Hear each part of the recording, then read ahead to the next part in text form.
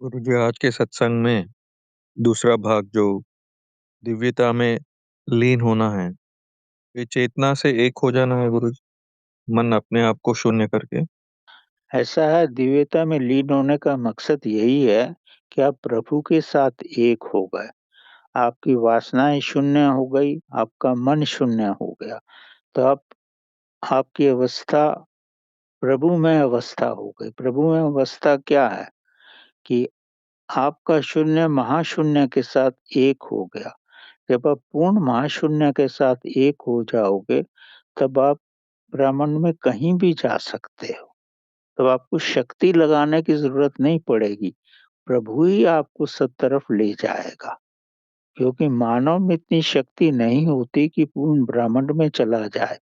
प्रभु ही अपनी शक्ति के साथ आपको कहीं पर भी ले जा सकता है, क्योंकि आप उस शक्ति के साथ एक हो गए। क्योंकि आप में तो किसी रूप में भी इतनी शक्ति नहीं आ सकती कि आप कहीं भी अपनी शक्ति से कहीं जा पाओ।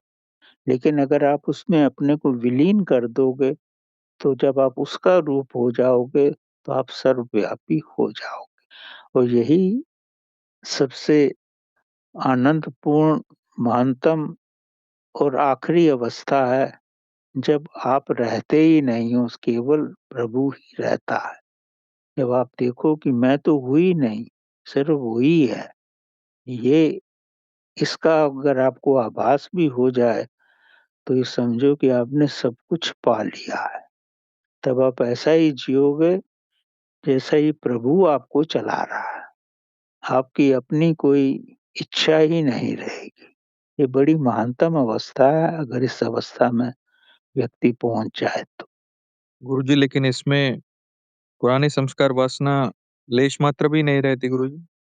जब आप परमात्मा में मिल जाते हो, तो वासनाएँ शून्य हो जाती हैं। ये पूर्ण रूप से अपने में बिठा लो। वो महान अवस्था है। वासनाएँ तो शुरू में ही तंग करेंगी, जब तक आप विलीन नहीं हुए हो।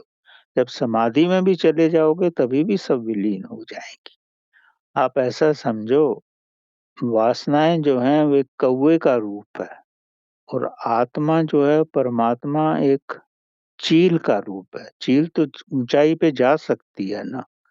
अगर कौवा चील की कमर पे बैठा हो और चील उड़े, तो चील जितना ऊपर जाएगी, तो कौवा तो इतनी ऊँचाई पे नहीं जा सकता। तो वो चील के कमर से गिर पड़ेगा और वो मर जाएगा। तो वासनाएँ आपकी खत्म हो जाएँगी, जैसे ही आप ऊँचाई पे जाओगे। कौवा मतलब वासनाएँ। वासनाएँ अधिकतम ऊँचाई पर आपके साथ नहीं जा सकती। सिर्फ़ हाँ, परमात्मा की शक्ति ही ऊपर जाती है। वासनाएँ थोड़े वक़्त तक ही आपको परेशान करती हैं। जैसे ही आप शून्य अवस्था में जाते हो, तो वासनाएँ खुद ही धीरे-धीरे हट जाती।